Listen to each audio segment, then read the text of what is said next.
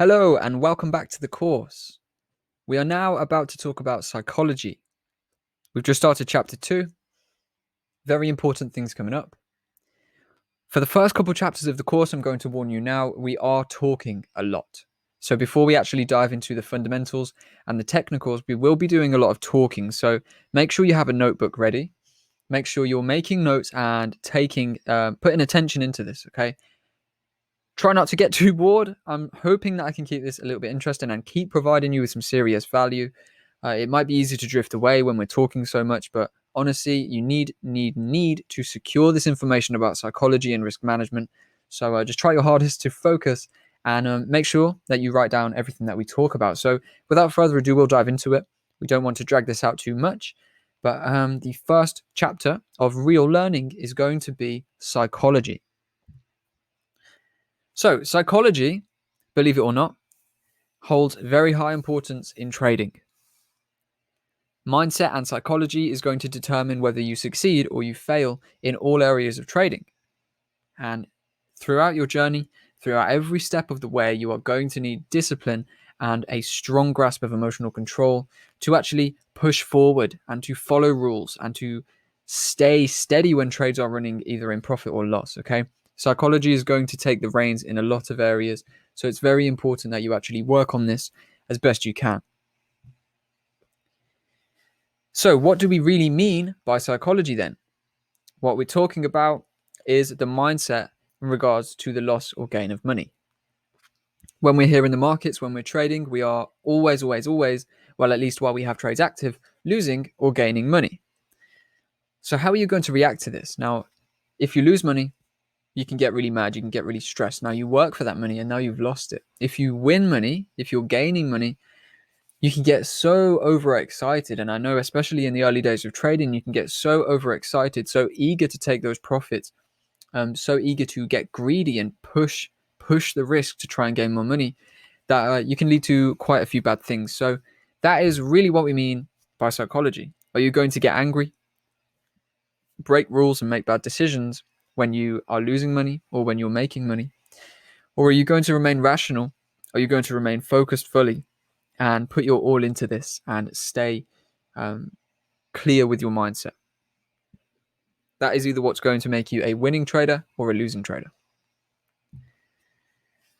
So, emotions. Emotions are the biggest part of psychology, as you can imagine. For obvious reasons, psychology is essentially made up of your emotions.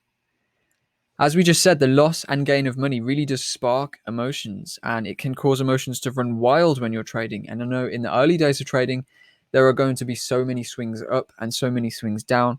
When you're winning, you're going to feel on top of the world, and when you're losing, you're going to feel crushed. It's just a part of the process. It's just a part of how it is. And now this is one of the things that I do struggle with a little bit is pushing this across to people. Now, people can understand how important emotions, how important psychology is, but because it is your mind, it requires a bit of reworking within your mind. And now that reworking requires actually experiencing the losses and experiencing the wins. So I can set you up with as much knowledge and as much information on this topic as I possibly can, but you're going to have to actually go through it. Now, this is the one part of trading you're really going to have to go through it. The risk management side, it is essentially mechanical processes to follow. Technical analysis, you're going to learn actual methods to analyze charts, and same with the fundamentals. But when it comes to the emotions, it's not a set mechanical process. It is literally your mind and the way that you view things. So emotions will run wild. I'm trying to set you up with as much information and as much positive information as I can now. But you do have to be prepared. If you haven't already been through it, you are going to go through a phase of some serious emotional up and downs with trading.